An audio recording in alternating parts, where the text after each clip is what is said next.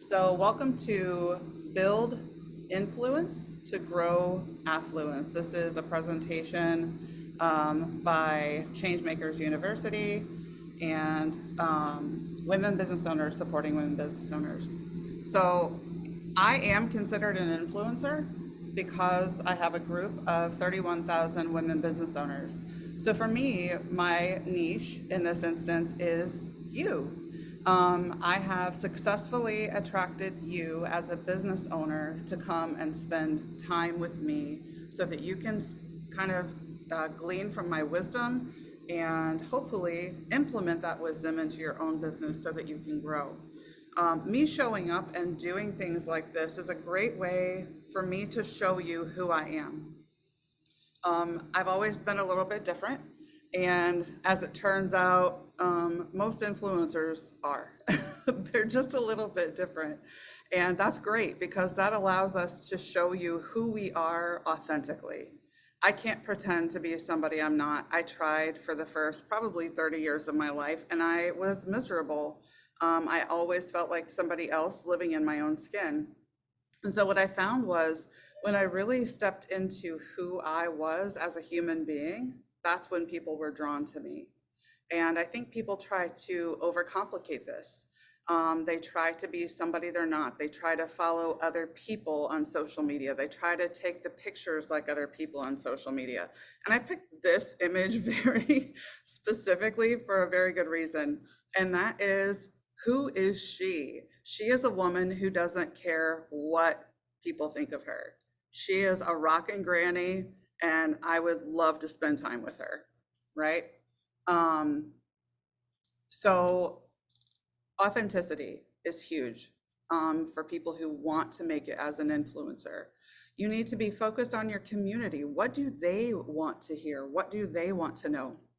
And more importantly, where does that align with what your values are, with what your expertise is? Where do those things align? Another thing that makes a great influencer is you're able to trust build through your content. And what I mean by that, you've probably heard things like content marketing, and that's essentially what we're about to talk about. So building trust by showing up and giving people something of value. And it can show who you are. It can show what your expertise is. It can be a freebie. I'm sure you've seen in many of the Facebook groups, you can do a downloadable. So that's one way to build trust with your people through content. It gives you an opportunity. I think a lot of people don't take advantage of this fully because it gives you an opportunity to really express who you are, right? So what kind of language do you use? How does your quirkiness shine through your copywriting, right? So allow people to really get to know you through that content. Make it spicy, make it authentically you, and people will keep coming back for more. And then the last one is passion. So what makes a good influencer is passion. You've probably seen me talking about build influence to grow your affluence if you want to make a change in the world. And this is huge. The reason I work with change makers and people who want to make a change in the world is because that passion is there. And I am a firm believer in energy. People can tell when you're passionate about something, and passion is contagious. So think about, what are you passionate about? I'm clearly passionate about women rising together. And I think one of the biggest ways we can rise together is by building each other up in business, for showing up for each other, for hiring each other, for buying from each other, for intentionally seeking out other women to do business with and to tell other people about them as well. So some quick statistics I want to share with you about influencer marketing. Now, all of these are from, oh shoot, I had the name in my head. It's DMI. That's how they go, or that's their nickname, if you will. But I'll be happy to share the link that I got these statistics from. 570% return for every dollar spent on influencer marketing. So if you're wondering why a company would want to spend money on influencer marketing, that right there tells you the whole story. Because as a business, the bottom line is what businesses are really all about. Okay? 57% of fashion and beauty companies engage in influencer marketing. 71% of marketers plan to increase their budgets to work with micro influencers. So if you don't know what a micro influencer is, those are typically people who have less than 100,000 people following. I would be considered a micro influencer for a larger brand. So they are very interested in those micro influencers. So don't undersell yourself. Even if you've got, I don't know, 3 to 5,000, you're still considered a micro influencer. So whether that's on Instagram, Facebook, whatever the case may be, don't undersell yourself. 82% of people trust social networks to guide purchasing decisions. And this is really interesting because if you think about it, when you get onto, or when you're like just in your daily life and you're thinking, what's a good place for this? So for instance, my husband and I are full-time RVers. We switch towns every 2 to 3 weeks, usually. So we're traveling constantly. We're unfamiliar with areas where we are, but all of the places where we visit have a specific group just for that area. And so we'll hop in there and we'll say, what's the greatest, gluten-free pizza in town, right? And people will chime in. That's where we go to get our information. So that's where you need to show up as well. 42% of customers use ad blocking technology. This is big with the Apple update that happened. We are starting to find workarounds, the Apple update, but in the meantime, businesses they can't lose 42% of their audience. That's huge. And so one of the ways that they're navigating around that is by working with influencers and micro influencers. So this is absolutely an industry where you need to show up. If you have a message to share, if you have passion that you want to spread across the globe, then this is where you need to show up. 19% of marketers are expected to invest an average of $1,000 to $10,000 this year on influencers. That number goes up to $100,000 for larger companies. So don't think that this is the entire pool. It gets much bigger than this. This is like small to medium-sized businesses. 2 social media channels that are the top for influencer marketing are YouTube and Facebook, interesting enough.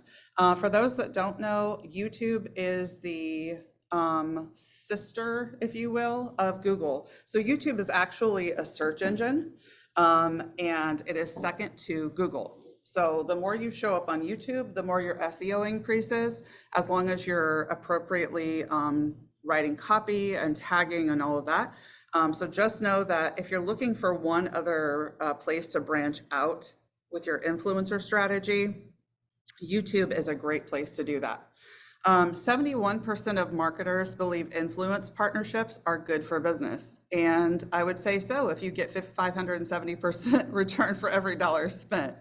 And then lastly, influencer marketing helps brands acquire better customers. The reason for that is these micro influencers are really good at speaking to a niche audience. I won't go down this rabbit hole, but many of you are probably stuck on, I don't want to niche because I'm afraid I'm going to leave out a big portion of the population. Yes, you are. And that's a good thing. So just know that the more targeted your audience is, the more brands that are aligned with your own will want to work with you. So niche that brand in. So now it comes time for you. Where do you want change to happen in the world? Just think about that for just a minute. Where do you see change that needs to happen in the world? Building affluence is one of the ways to move the needle. There are other ways. You can show up, you can protest, you can You can do a lot of different things. You can volunteer, but affluence is built through influence. So if this is one of the ways that you want to make change in the world, I'm here for it. And I hope you are too. So here's some of the ways that I have helped clients grow. Now these four examples are just like the very, very tip of the iceberg. 212% growth in profit year over year. That's one of my most recent clients. A 2,400% increase in Instagram followers. That's that influence that we're talking about. When you grow from 5,000 followers to 100 and almost 30,000 followers, brands start to take notice. And with that growth comes sponsorship for aligned brands. This is one of the pitfalls that a lot of influencers fall into, and that is, I'll just work with anyone. Again, niching in is important here because you don't want to work with a brand that is outside of your core values. What are your core values? What do you believe in, right? So if you believe in, let's say, a sustainable planet, right? Let's live sustainably.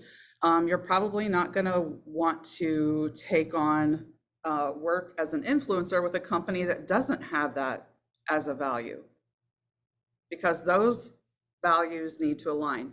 That's what you're known for.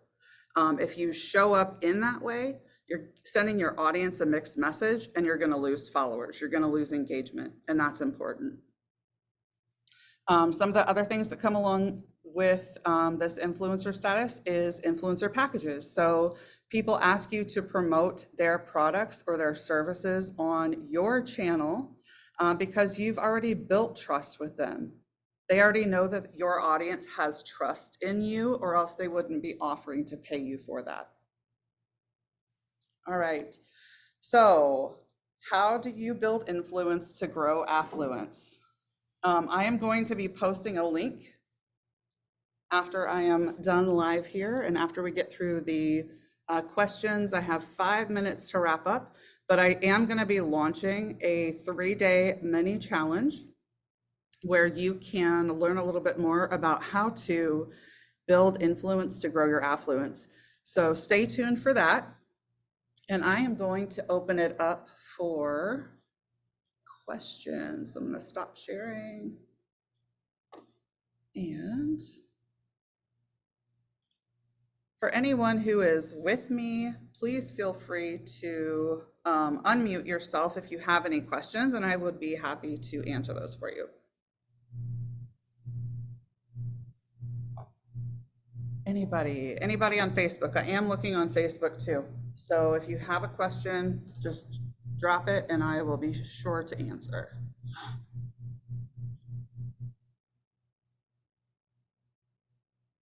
Nothing?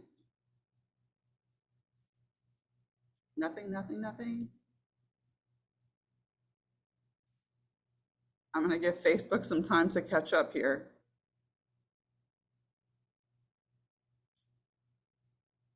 Okay, Isabel said not at this time. Anybody on Facebook have any questions? All right, then I am going to wrap it up. I will drop the link to the 3-day mini challenge under this live video, and stay tuned for our next presenter coming up here. I think it's 11:30. So hi, Sabita, I see you just joined. Go back and watch from the beginning. Sabita is one of my virtual assistants, and she needs to find out what she's about to get into. So